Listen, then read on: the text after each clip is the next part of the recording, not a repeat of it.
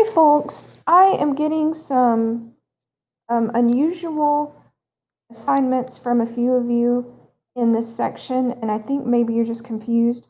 And I don't want you to be confused. I want you to be, in good shape this week since your work is due Friday at the very, very latest.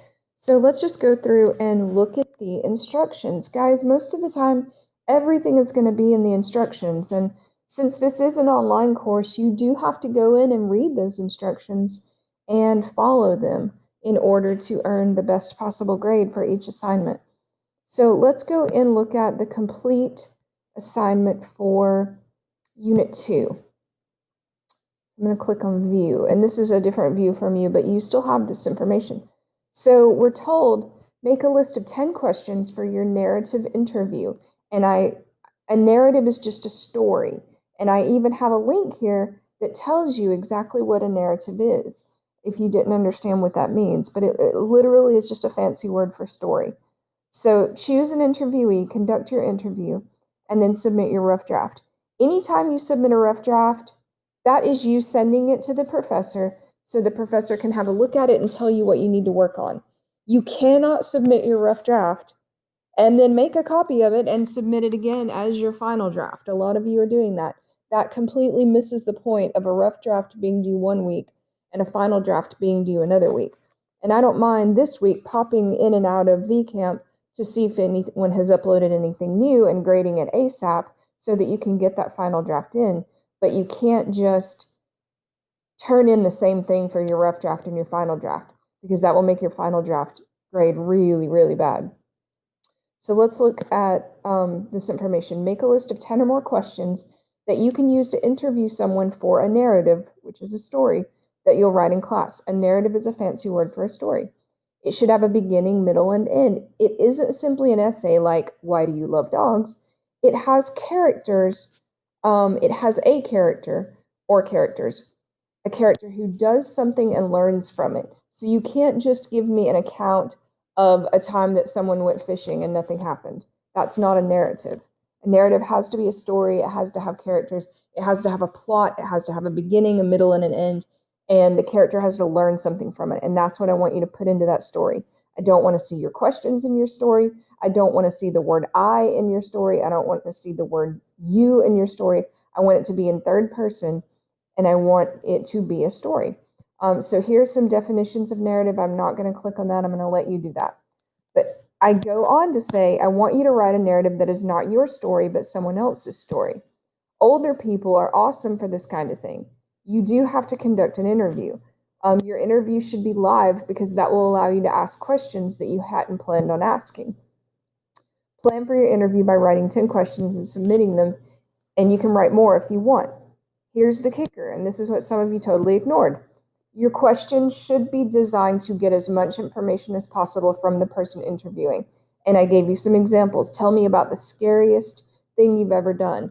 That's a really good way for someone to tell you, well, the scariest thing I ever done was I jumped out of an airplane. And I learned that just because all my friends are jumping out of airplanes doesn't necessarily mean that's something that I would enjoy doing. So tell me about the scariest, craziest, bravest, hardest, most fun thing you've ever done. What happened? Where were you? Who were you with? Why did you do it? What did you learn? These are questions that will solicit information that you can make into a story. And I recommend recording that interview.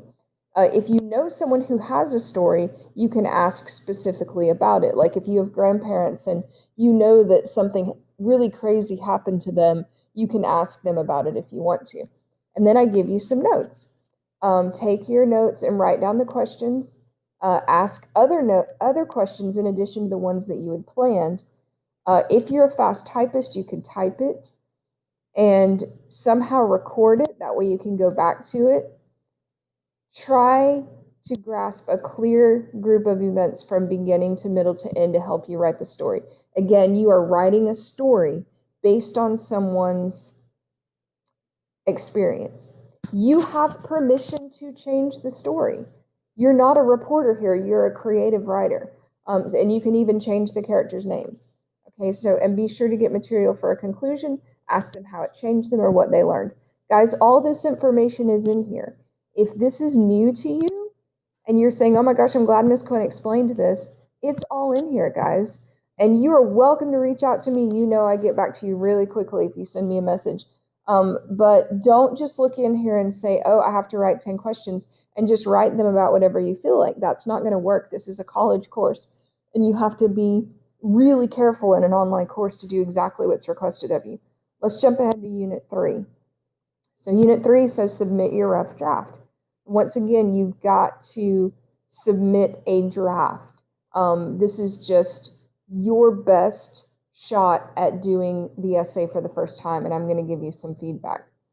Okay, so we're told copy and paste your narrative. Don't forget your MLA heading, and you don't really need parenthetical citations in your narrative, probably because you're not going to be quoting your source at all. You're just writing a story. Once again, your narrative with a hook, something that grabs the reader's attention. The narrative should tell a story with logical events from beginning to end. It can be very short. It really shouldn't cover all of World War II. That's not going to work for, an 800-word story. It needs to be something very, very, very specific. Okay. A works cited page, which is just going to be your interviewee, and we did that in one of our discussions this month. Again, try to write correctly and academically. It is a story.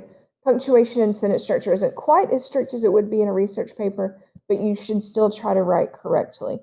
And write in past tense for fiction or storytelling. A lot of you said, she goes to the store, she opens the door, she buys a Twinkie. Well, that's present tense. That's not past tense. You've got to write in past tense. This is going to help your writing flow better, especially since you're all beginners in writing. And you're high school students or you're freshmen in college. So you are beginners, and that's totally fine. But you've still got to read the instructions. Okay. I've got a little bit of information for you. I have a couple of videos here. One is just an explanation of the week's agenda from back to when we had week 3. All right, we're going to jump ahead to 4. I'm almost done here. I know I'm kind of talking a long time, but some of you are really confused right now. So again, your final draft of your narrative essay that you're writing based on questions from an interviewee goes here. And this can only be submitted after I have looked at your draft. After Ms. Quinn has looked at your draft and given you feedback, make any changes needed and submit your final draft. That's the only way you can do this. You can't do it until I look at your rough draft. Okay?